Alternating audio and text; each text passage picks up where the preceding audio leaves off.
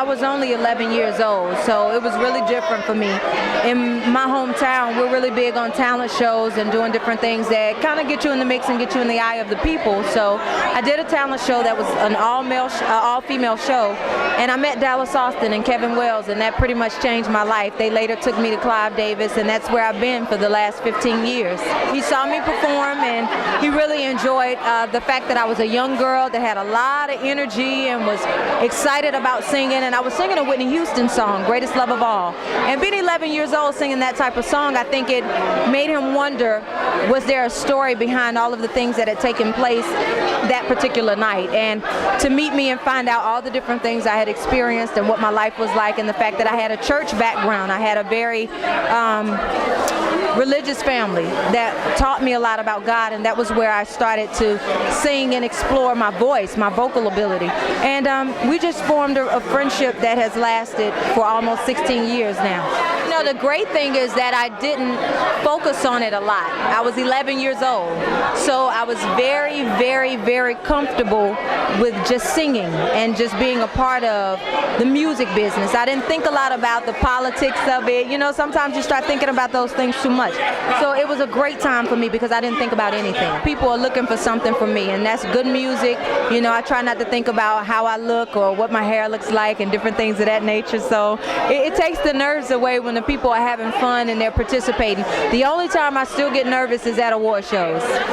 Was there a time in your career that you felt it's not going your way? Oh, yes, absolutely. I mean, anytime you have a long career, you'll be able to look back at it no matter who the person is or what caliber of artist they are, and things are not going exactly as planned because music is constantly evolving. So as other things become popular, sometimes you feel like you're losing your ground. But what I've realized is that for every genre of music, there's a solid fan base that loves that type. So you just stay strong in what you do. So in those hard moments, what kept you going? Did you have like internal power? Yes, internal power, a lot of prayer, and also a supportive family. Just like tonight, my whole family is here. So I'm able to deal with a lot of things by not focusing on the outside world. The turning point in my life was when I gave birth to my children. That's when I really realized how I was responsible for some very important people, and there were some things that I needed to change and rearrange. But as far as my career goes, I would have to say my second album was when I really decided what type of artist I would always be. My second album was titled The Boy's Mind, and at that age, at 16 years old, you're really starting to come into your own.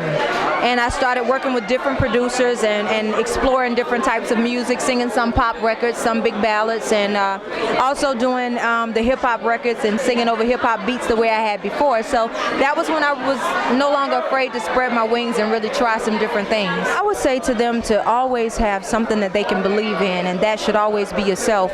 You know, I think that sometimes we get discouraged by the fact that things don't go the way we want them to go, and maybe not as soon as we want them to go. But the reality is that some things that are meant for us, nobody can take away or stop. And I always tell people that are doing what I was doing, I didn't have any knowledge about the music business. I just knew that I wanted to sing. I tell them all the time to just stay strong, stay encouraged, and remind yourself that you can do it. And it may not happen in a week, in a month, sometimes not a year, and sometimes maybe not 5.